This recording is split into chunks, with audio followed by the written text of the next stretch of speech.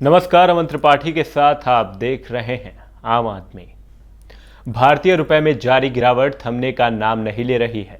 इस वक्त $1 के मुकाबले रुपया रिकॉर्ड निचले स्तर पर फिसलकर 80 के करीब पहुंच गया है। रुपए के कमजोर होने से विदेश में पढ़ना और वहां घूमने जाना महंगा हो गया है। इसके अलावा आने वाले दिनों में पेट्रोल डीजल के दाम बढ़ने से महंगाई भी बढ़ सकती है।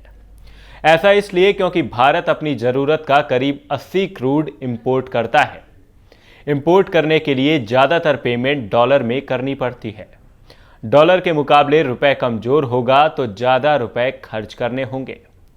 क्रूड के लिए अगर ज़्यादा रुपए खर्च होंगे तो इसका असर सीधे तौर पर पेट्रोल डीजल के दामों में दिखेगा और ट्रांसपोर्ट भी महंगा हो जाएगा।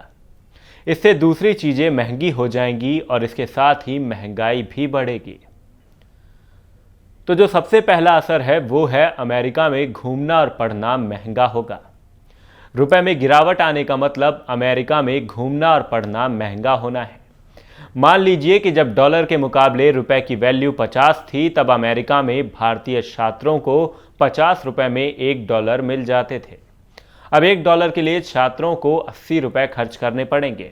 इससे फीस से लेकर रहना और खाना और अन्य चीज़ें महंगी हो जाएंगी। तो चलिए इसी बीच जान लेते हैं कि करेंसी की कीमत कैसे तय होती है। डॉलर की तुलना में किसी भी अन्य करेंसी की वैल्यू घटे तो उसे मुद्रा का गिरना, टूटना, कमजोर होना कहते हैं। अंग्रेजी में करेंसी डिप्रेशिएशन। हर देश के पास फॉरेन करेंसी रिजर्व होता है जिससे वो इंटरनेशनल ट्रांजैक्शन करता है। फॉरेन रिजर्व के घटने या बढ़ने का असर करेंसी की कीमत पर दिखता है। अगर भारत के फॉरेन रिजर्व में डॉलर अमेरिका के रुपयों के भंडार के बराबर होगा तो रुपए की कीमत स्थिर रहेगी। हमारे पास डॉलर घटे तो रुपया कमजोर होगा, बढ़े तो रुपया मजबूत होगा। इसे फ्लोटिंग रेट सिस्टम कहते हैं। तो चलिए इसी बीच ये भी जान लेते हैं कि भारतीय रुपए में गिरावट की 4 बड़ी वजहें कौन सी हैं। विकसित देशों के इन्वेस्टर भारतीय शेयर मार्केट से पैसा निकाल रहे हैं। जोखिम कम करने के लिए सोने की तरह डॉलर जुटाने का चलन बढ़ा है। रूस यूक्रेन युद्ध के कारण ग्लोबल टेंशन बनी हुई है और इसी बीच अमेरिका के सेंट्रल बैंक ने ब्याज दर 0.75% बढ़ाई है। ये वो 4 बड़ी वजहें हैं जिसके चलते भारतीय रुपया कमजोर हुआ है।